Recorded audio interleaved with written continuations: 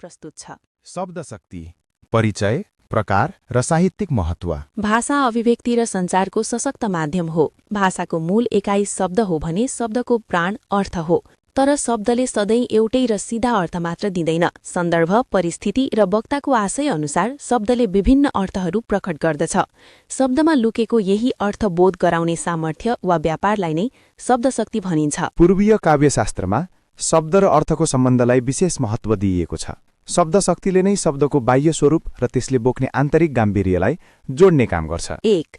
शब्दशक्तिका आधारभूत तत्त्वहरू। शब्दशक्तिको विश्लेषण गर्दा शब्दका 3 कोटि र तिनले दिने अर्थका 3 स्वरूपलाई बुझ्नु आवश्यक हुन्छ, जसलाई निम्न अनुसार देखाइएको छ। शब्दको प्रकार, शब्दशक्ति, अर्थको स्वरूप, वाचक, अभिधा, वाच्यार्थ, मुख्य अर्थ, लक्षक, लक्षणा, लक्ष्यार्थ, लक्ष्य गरिएको अर्थ, व्यञ्जक, व्यञ्जना, व्यङ्ग्यार्थ, ध्वनिथुनित अर्थ।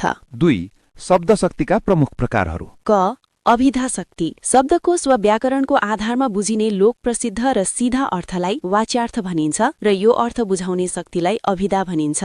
यो शब्दको पहिलो र प्राथमिक शक्ति हो। उदाहरण, पानी पर्यो, यहाँ पानीको अर्थ जल नै हो। अभिधा शक्ति भएका वाचक शब्दहरू 3 प्रकारका हुन्छन्: रूढ, परम्परागत अर्थ; यौगिक, व्युत्पत्तिगत अर्थ; र योगरूढ, विशेष अर्थमा प्रयोग हुने। ख. लक्षणा शक्ति। जब शब्दको मुख्य अर्थ वा वाच्यार्थबाट बाधा पुग्छ र सन्दर्भ मिलाउन मुख्य अर्थसँग सम्बन्धित अर्कै अर्थ ग्रहण गरिन्छ, तब त्यसलाई लक्ष्यार्थ र सो बुझाउने शक्तिलाई लक्षणा भनिन्छ। उदाहरण, मेरो कार्यालय सडकमै छ, यहाँ कार्यालय सडकको बीचमा नभई सडकको छेउमा भन्ने अर्थ लाग्छ। लक्षणाका मुख्य 2 भेद छन्: रूढी लक्षणा, लोकप्रसिद्धिमा आधारित, र प्रयोजनवती लक्षणा, विशेष प्रयोजनका लागि प्रयोग गरिएको। ग.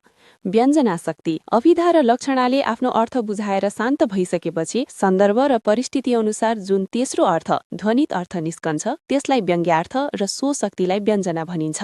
यसमा एउटै शब्दका विभिन्न व्यक्ति वा सन्दर्भ अनुसार फरक फरक अर्थ हुन सक्छन्। उदाहरण, घाम अस्तायो।